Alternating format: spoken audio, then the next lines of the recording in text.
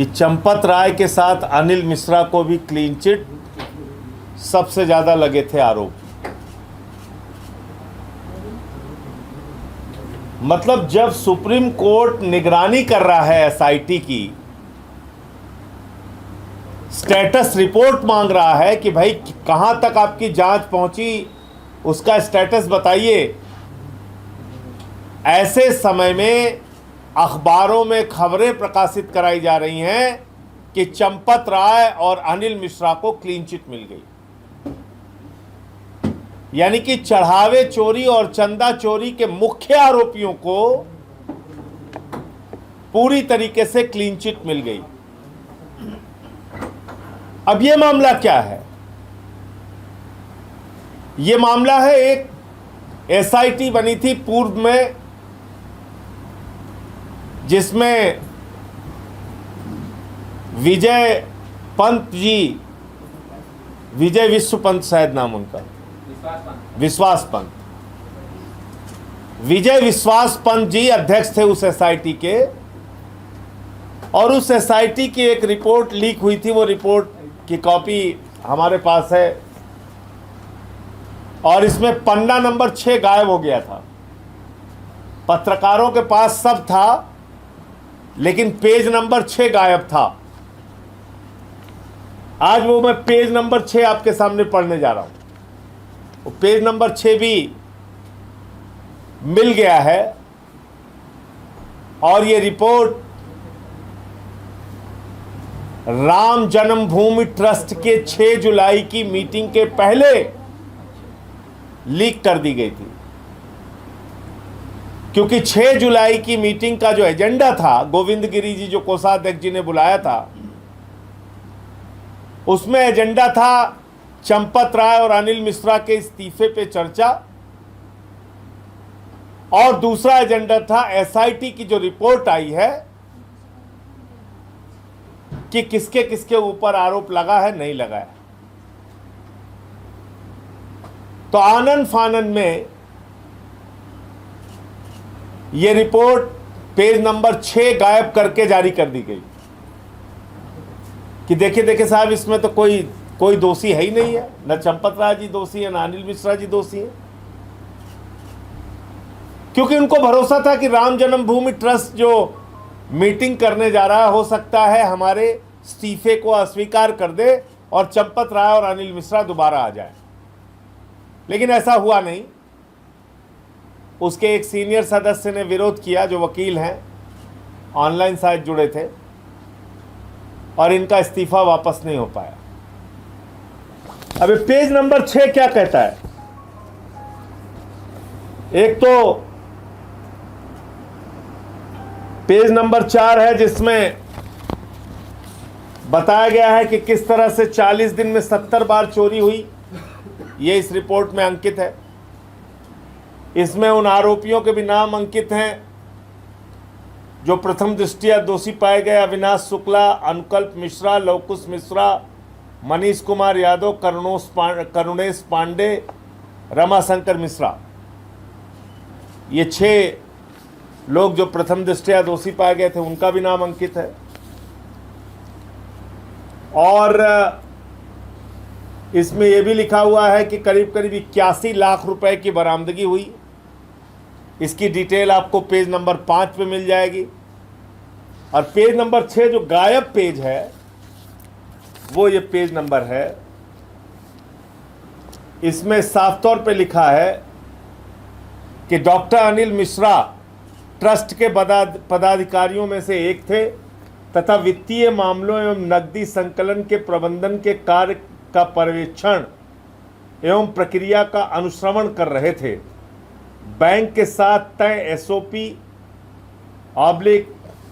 सहमति बिंदु तैयार करने में श्री मिश्रा ट्रस्ट के प्रतिनिधि थे। उनकी भूमिका महत्वपूर्ण थी क्योंकि एसओपी ढांचा तथा बैंक के साथ समन्वय, धनराशि एवं गणना व्यवस्था के प्रत्यक्ष रूप से संबंधित थे। तलाशी न किए जाने का विषय भी उन्हें आंतरिक माध्यमों से अवगत कराया गया था। इसके बावजूद तलाशी व्यवस्था लागू कराने हेतु कोई प्रभावी लिखित निर्देश जारी नहीं किया गया। इसी प्रकार बायोमेट्रिक उपस्थिति, निर्धारित वेशभूषा, निजी वस्तुओं पर प्रतिबंध, हुंडीवार गणना, मूल्य वर्गवार अभिलेखीकरण एवं दैनिक प्रतिवेदन व्यवस्था को लागू कराने हेतु कोई भी प्रभावी सुधारात्मक आदेश जारी नहीं किए गए। श्री मिश्रा तलाशी हेतु पूर्व निर्धारित व्यवस्था को शिथिल करने के भी उत्तरदायी हैं। श्री मिश्रा चढ़ावे की चोरी हो जाए इसके लिए कोई कदम ना उठाया जाए, जो नियम बनाए गए उसका पालन ना किया जाए, उस पूरी व्यवस्था को शिथिल किया जाए, इसके लिए सीधे तौर पे दोषी हैं। ये पेज नंबर 6 में लिखा हुआ है। एसआईटी की पहली जो रिपोर्ट थी, या तो वो सामने आके इसको मना करे कि ये झूठी रिपोर्ट है, झूठा पन्ना है, क्योंकि ये पन्ना बदलवाया गया। मैं आपको बता रहा हूं, आगे रिपोर्ट चेंज कराई गई। ये पेज नंबर 6 परिवर्तित कराया गया। आगे और मैं पढ़ रहा हूं। बैंक एवं ट्रस्ट द्वारा गणना प्रक्रिया के संबंध में जो एसओपी बनी थी, ट्रस्ट की तरफ से इसके सूत्रधार डॉक्टर अनिल मिश्रा थे। ट्रस्ट के सदस्य होने के नाते उनका उत्तरदायित्व तो था कि जो एसओपी उनके स्तर से जारी की गई थी उसका प्रभावी क्रियान्वयन कराने में सतत अनुश्रवण करते एवं इस दिशा में सक्रिय भूमिका निभाते।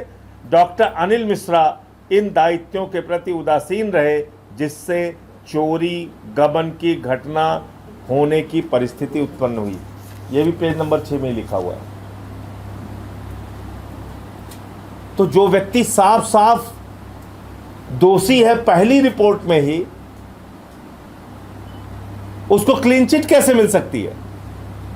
सारे चढ़ावे चोरी का जो सूत्रधार है डॉक्टर अनिल मिश्रा चंपत राय, उनको क्लीन चिट कैसे मिल सकती है? और आगे आइए, 7वां पेज। इसमें और बातें लिखी हुई, मैं लास्ट खाली एक लाइन पढ़ रहा हूं। ट्रस्ट कार्मिकों पदाधिकारियों द्वारा इसका संज्ञान नहीं लिया गया और गणना कार्मिकों का निर्धारित वेशभूषा में न आना चोरी गमन में सहायक सिद्ध हुआ। इस गंभीर चूक के लिए गणना प्रबंधन प्रक्रिया में क्रियान्वयन, पर्यवेक्षण एवं अनुश्रवण का दायित्व निभाने वाले सभी ट्रस्ट कर्मी ऑब्लिक पदाधिकारी उत्तरदायी हैं। ये चढ़ावे चोरी से संबंधित जो रिपोर्ट है, इसमें साफ तौर पे लिखा हुआ है सभी ट्रस्ट कर्मी और सभी पदाधिकारी जिम्मेदार हैं। तो उस पदाधिकारी में चंपत राय नहीं आते क्या? उस पदाधिकारी में अनिल मिश्रा नहीं आते क्या?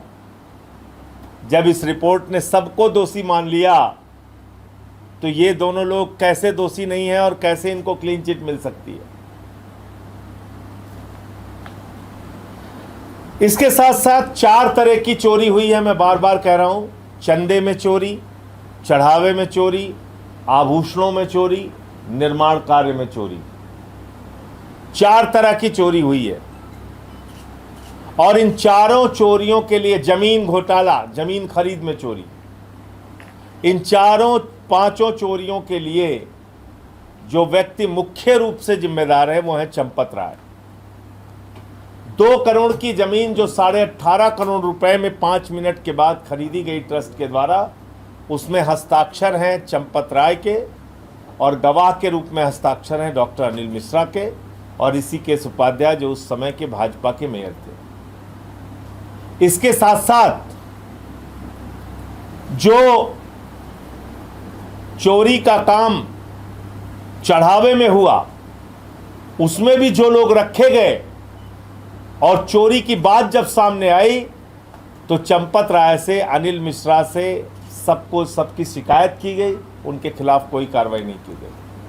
आभूषणों में चोरी का जब विषय आया तो लोगों ने सामने आके बताया उनको रसीदें नहीं दी गई, उनके आभूषण, उनके भगवान श्री राम के दिए गए नाम पे दिए गए गहने, दान, सोना आदि, चांदी आदि, वो उसका गबन किया गया। बाद में उस पर लीपापोती की गई कि ये यहाँ रखा है, वहाँ रखा है, जब चोरी खुल गई इसके बाद।